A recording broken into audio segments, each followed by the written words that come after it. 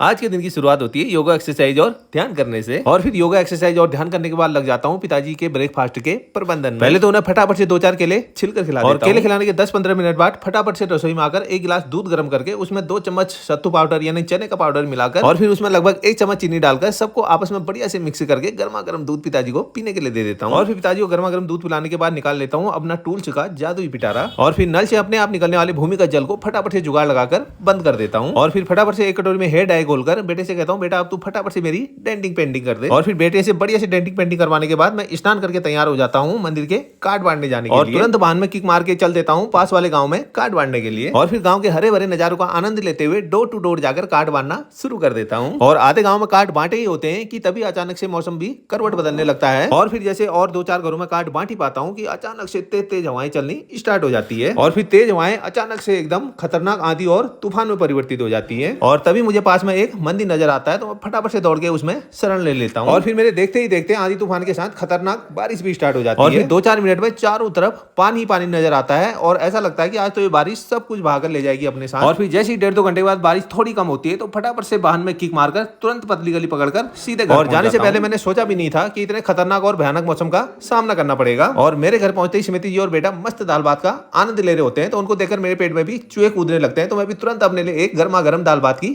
थाली लगा लेता हूं। और बारिश में भीगने के बाद गर्मा गर्म दाल भात विद सलाद खाकर तो मजा ही आ जाता है। और मेरे भोजन करने तक एक अच्छी बात हो जाती है कि बारिश बिल्कुल बंद हो जाती है। राधे राधे।